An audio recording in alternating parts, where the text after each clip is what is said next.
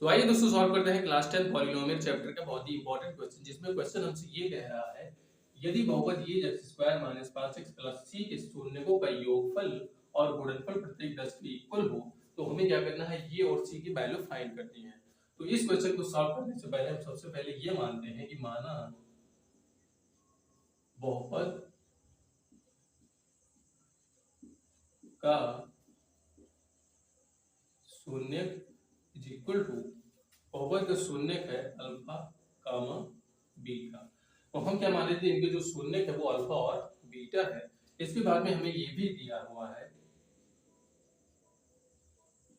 दिया है alpha plus beta is equal to 10 और alpha into beta is equal to 10। यहाँ पे हमें इनका जो सम है वो भी 10 है और यहाँ भी जो इनका प्रोडक्ट है यानी जो गुणनफल है वो भी क्या है, 10 के इक्वल है। इसके बाद में हमें ये भी पता है कि alpha plus beta is equal to minus B upon ये होता है, यानी यहाँ पे होता है x का गुणांक अपान में x² का गुणांक। तो यहाँ पे जो अल्फा प्लस बीटा है उसकी वैल्यू हमें दी गई है यहाँ पर 10, तो हम क्या रखते हैं यहाँ पर 10।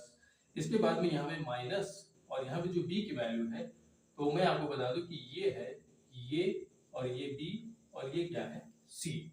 तो हम क्या करेंगे, मानक समीकरण से इसकी तुलना करेंगे, तो यहाँ पे जो a की वैल्यू होगी वो यहाँ पे ये होगी और b की जो वैल्यू है यहाँ पर 5 है, -5।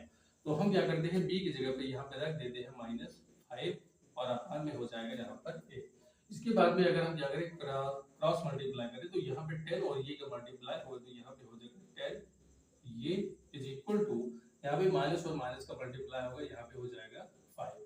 इसके बाद में अगर हम ये को इस साइड में रोक लेते हैं तो यहाँ पे हो जाएगा 5 अपान में होगा यहाँ पर 10। 5 1 जा 5, 5 2 जा 10, यानी यहाँ पे a की जो वैल्यू है वो है 1/2, a इज इक्वल टू 1/2। इसके बाद में हमें क्या करना है, c की वैल्यू फाइंड करनी है। तो हमें ये भी पता है कि alpha into beta is equal to होता है c अपान ये, यानी यहाँ पे होता है कांस्टेंट यानी अचर पद अपान में x² का कोएफिशिएंट यानी x² का गुणांक।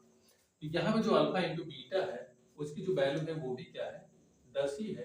तो हम क्या करते हैं, यहाँ पर रखते हैं 10 और उसके बाद में यहाँ पे c है तो c को ऐसे रहने देते हैं और यहाँ पे a की वैल्यू हमने फाइंड की है 1/2। इसके बाद में हम क्या करते हैं, यहाँ पे रख देते हैं 1/2।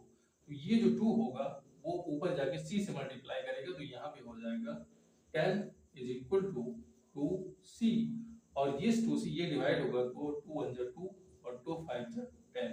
तो यहाँ पे जो वैल्यू आई है वो है 5 इज इक्वल टू c और c इज इक्वल टू 5, यानी c की जो वैल्यू है वो क्या है 5 है और जो a की वैल्यू है वो है 1/2। इस तरह से आपको क्या करना है, सॉल्व करना है। तो आई होप दोस्तों क्वेश्चन आपकी समझ में जरूर आया होगा और ऐसे ही प्रश्न के लिए हमारे पेज को फॉलो करना मत भूलिएगा। Thank you.